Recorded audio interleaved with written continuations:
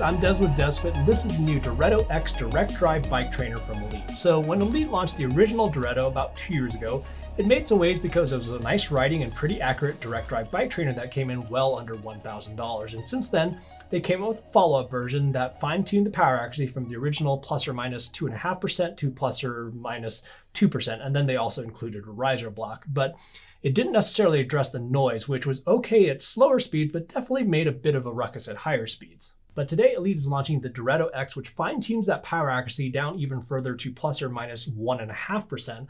But they also made some changes on the inside as well as the outside that may seem subtle at first, but actually pay off in a number of ways. There's now going to be bigger magnets inside, which helps increase the maximum resistance up to 2100 watts at 40 kilometers an hour versus the 2000 watts of the original Direto, neither of which I can actually hit, but I'm sure some of you out there can hit those numbers.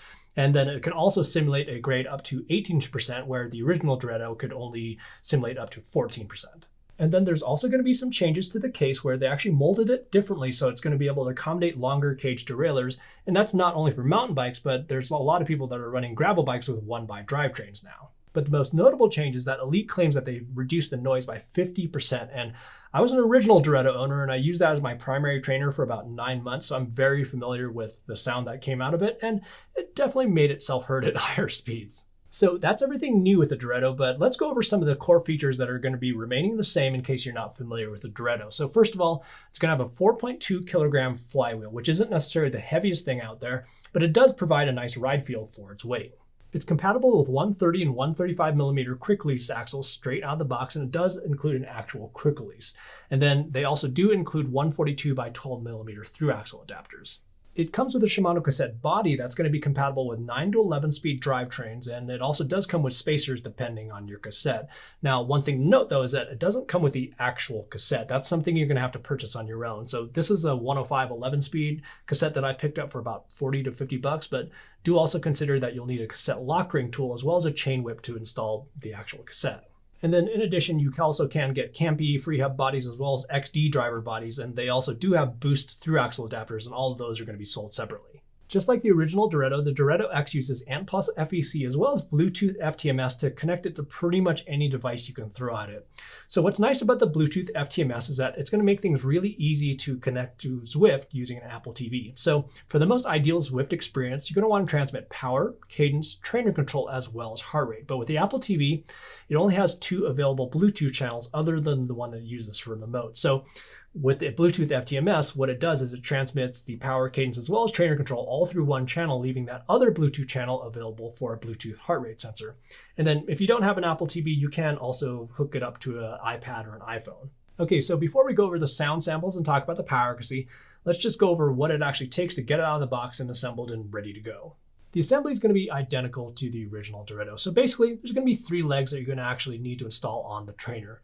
The middle leg is a stationary leg, and then the 2 side legs can fold in for storage. The legs attach via Allen bolts, and what's nice is that they do include the Allen key to attach those legs. One thing I will mention though is that I think the power cord is going to be a little bit short, and I think it would be a little bit more convenient if it plugged in through the back rather than kind of the front of the unit. And then lastly, you're going to need to install your cassette of choice. So all in all, I think it took me about 7 minutes to get everything up and running, but I'm pretty familiar with the experience, so it may take 10 to 15 minutes at most. But now let's get into the 2 things that probably mean the most in terms of a direct drive bike trainer, and that's going to be the power accuracy as well as the noise. In regards to noise, like I was saying, I was a longtime owner of the original Direto, and it was perfectly fine at like 10 to 15 miles an hour, but anything over that, and it definitely made itself heard. But I'm super happy to report with the Direto X, they definitely have reduced the noise substantially. So that 50% claim, I don't have a decibel meter or anything like that, but it's a lot quieter.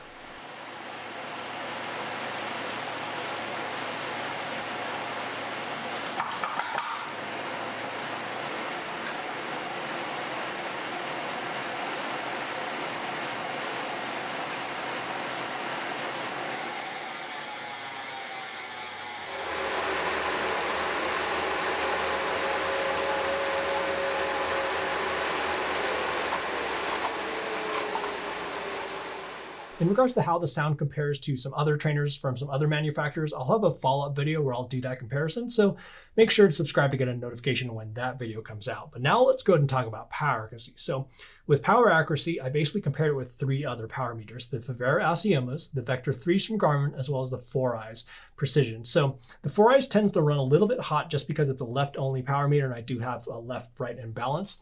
So I'll be mainly referencing the Favera Asiomas as well as the Vector 3s, and I've compared those against the Tacx Neo 2, which is arguably a very accurate trainer. So the Favera Asiomas and the Vector 3s are what we're going to pay attention to.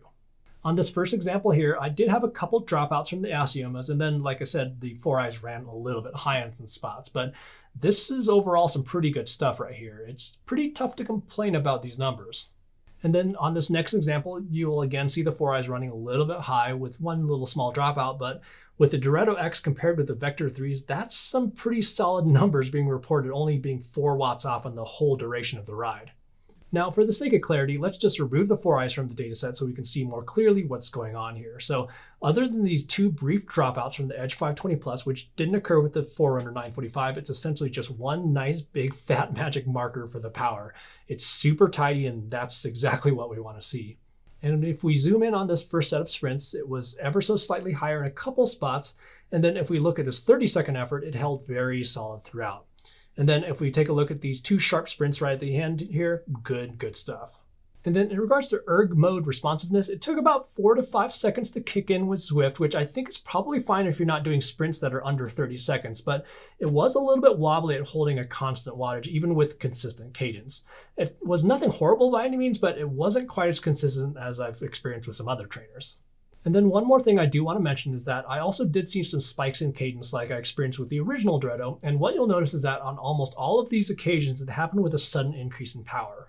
Elite is pretty upfront with it right in their instruction manual, saying it's not going to be perfect. So if you want perfectly accurate cadence, you may want to invest in a separate cadence sensor, but I think it's going to work for most people because it was just spikes for me and it didn't happen for like just minutes at a time. So to wrap things up, when Elite told me about the Direto X, I was like, neat, it's a good little update, but I wasn't like flipping out over anything like that. But after using it for the last month or so, I forgot how good the ride feel is for the 4.2 kilogram flywheel. And then adding in the fact that it did reduce the noise significantly, definitely makes the Direto X a nice solid contender for that sub $1,000 direct drive bike trainer. Anyhow, if you liked the video or found this video useful, make sure to hit that like button down below, as it does help the channel a lot and I appreciate it. And also, make sure to subscribe for plenty of sports and fitness tech good stuff that's coming soon. In the meantime, happy riding.